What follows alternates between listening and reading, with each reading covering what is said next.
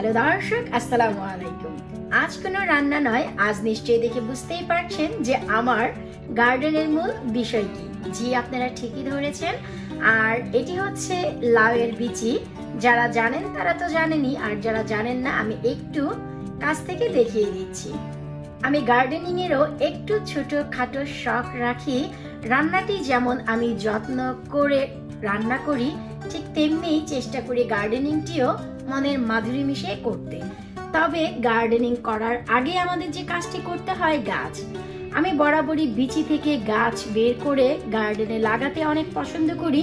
সরাসরি নার্সারি থেকে কিনে এনে গাছ লাগালে আমার কেন যেন ভালো লাগে না, তাই চেষ্টা করি বাচ্চা থেকে গাছগুলো বানিয়ে আমার বাগানে দিতে। আর অনেকেরই অনেক স্ট্রাগল হয় এই বিচি থেকে কিভাবে রুট বের করে গাছ বানাবেন। আজকে আমার ভিডিও তাদের জন্য, যেন আমি যেভাবে সফলতা পেয়েছি আপনারা যেন ঠিক সেভাবেই সফলতা পান। আমি শুরুতেই যে কাজটি করব সেটি হচ্ছে, এখানে আমি 3টি বিচি নিয়েছি। ওয়েটি খুবই সিম্পল। এই বিচিগুলো নিয়ে আমি এখানে একটি কিচেন টাওয়াল রেখে দিলাম। এখানে আমি 3টি বিচি 3টি মাথায় রেখে দিয়েছি এবং আমি এই টিস্যুটি হালকা এভাবে বন্ধ করে দেব।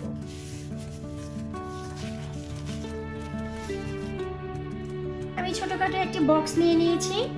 এবার বক্সের ভিতর আমি আমার এই টিস্যুটি রেখে দিচ্ছি। হালকা কিছুটা পানি দিয়ে আমি উপরটি ভিজিয়ে রাখছি।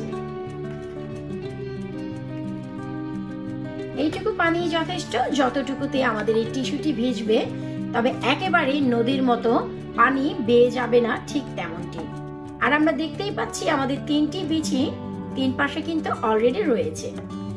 এবার প্রশ্ন হচ্ছে, আমরা সবাই জানি যে এভাবে জার্মিনেট করতে হয়, আর এভাবে টিস্যুতে ভিজিয়ে আমরা মুখটি বন্ধ করে দিলেই তো জার্মিনেট হয়ে যাবে, রুট বের হবে।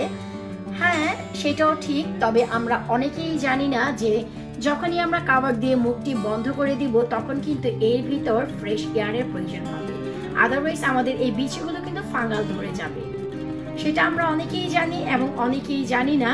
আর সেই ক্ষেত্রে আমি সবাইকে একটি সাজেস্ট করব, যারা এই মুখটি বন্ধ করবেন অবশ্যই চেষ্টা করবেন যে পাতলা কোনো বক্সে এই জার্মিনেটটি করতে যেন উপরে কিছুটা হোল করে দেওয়া যায়, এতে করে উপর দিক থেকে অনেকটা এয়ার ভেতরে ঢুকবে। তবে আমার কিছুটা সুবিধে আছে, আমার এই বক্সের উপরে যে লিড সেখানে দুটো অলরেডি ফুটো আছে। এই যে, তো আমি কি করলাম, এই হোল দুটো বের করে রাখলাম, এতে করে এনাফ এয়ার ক্রিয়েট হবে এবং এনাফ তাপমাত্রা ভিতরে ঢুকবে। এখন এই বক্সটি আমি রেখে দেব ধরে একটি গরম জায়গায় এবং অন্ধকার জায়গায়, কম করে হলেও 3 সপ্তাহের জন্য। যেহেতু এটি ঠান্ডার দেশ, তাই খুব বেশি কুইক রুট বের হয় না, অনেক সময় লেগে যায়। আর বরাবর আমি ঠিক এতটা সময় পেয়েছি, তার আগে রুটগুলো বের হয় না। আজ হচ্ছে 19 ফেব্রুয়ারি মাসের 19 তারিখ। তো আশা রাখছি আগামী 3 সপ্তাহের মধ্যে আমার এই বিচির রুট বের হয়ে যাবে। আর তখন আমি আবারও আপনাদের সামনে এই বক্সটি বের করব যে আমার কি অবস্থা এই বিচির।